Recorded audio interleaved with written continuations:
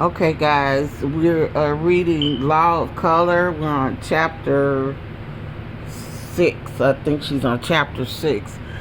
And I stopped the video because I kind of want to interject right there where she was talking about how a lot of organizations supported segregation. I know in Missouri, when I got ready to buy my house, a lot of the local organizations like Community Action Agency and Beyond Housing, they offered programs that if you went through their first time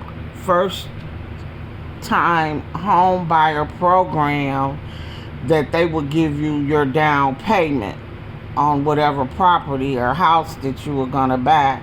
And I went through the program, and I never received a dime. So what they did in St. Louis, a lot of those organizations took that money and put it in their own pockets, or either they made sure that their friends who were buying homes got those funds. I got the certificate, but I never got the funds. Also, another practice that they do when you're home buying. I lost my train of thought, guys. What I was going to say. Oh, so what they do, and now that I'm thinking about it, afterthought, when they put you in those first-time home buyer programs, usually different people come from different agencies, but all of the different companies and agencies that they come from are pertinent or relevant to you purchasing this home. Like, for example, they have lenders come in there to talk to you. Real estate agents come and talk to you, which that's kind of like steering on the low, but it's a class. Like she was saying when she was reading that chapter, how they put together classes to low-key discriminate. And remember, I didn't get the down payment for my house, but I got steered into the area where I bought my house. Because Spanish Lake was definitely a predominantly white area. And at the time, I had my mind set to go out further west. But because of a family member, I went kind of back to the area which we had not really came from, because it was segregated. You know, there weren't any blacks allowed in Spanish Lake. But when white flight took place, then they allowed us to buy those homes. And you hear me in the other video talking about all of the issues and the problems that we went through maintaining those homes with our insurance that we had.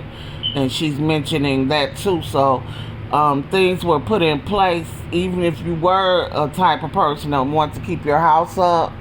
Because I was I was very particular about the upkeep of my house. And the reason why I was particular, because my parents were homeowners, so I was the one that cut grass. And when something went wrong, I was by my dad's side seeing what was going on with the house, what was wrong with the house. And when my dad died in the house, my father got burnt up in our family home. I am the one that had to assist my mom with finding a contractor to come in, and we ended up gutting the house and having to start over. So I got a lot of experience on construction of putting the house back together, but I kind of got off topic. I'm trying to educate you guys, some of you that young people that may be thinking about home ownership. It's not easy. And she's addressing some of those things. They do put classes and things in place to make sure you go to a certain area. And they went so far in St. Louis where they promised us, the government gave, at that time, the government was really, helping the people. Not like what we got going on now, but the government sent those agencies so many millions of dollars to help. They were promoting home ownership for black families at that time.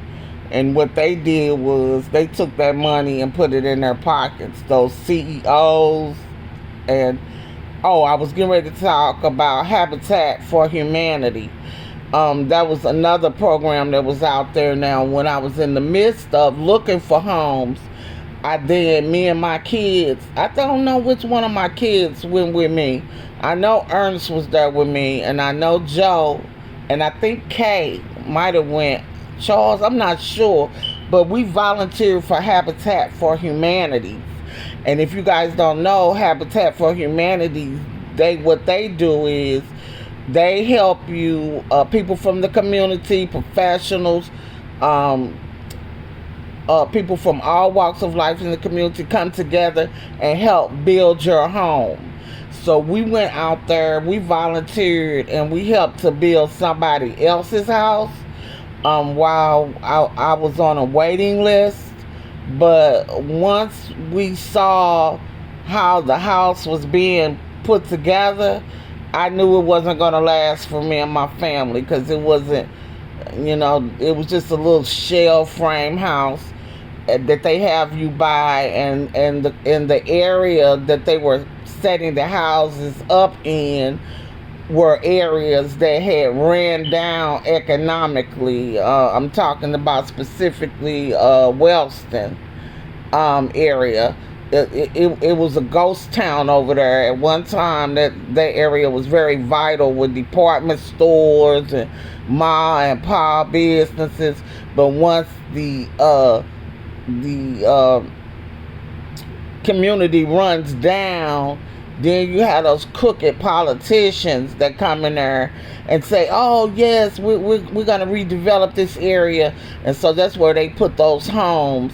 And I know that probably ended up being a ghetto again from where the houses was. That was so long ago, I forgot about that. But my kids, we were out there in 100-degree weather helping this single mom with kids build her house.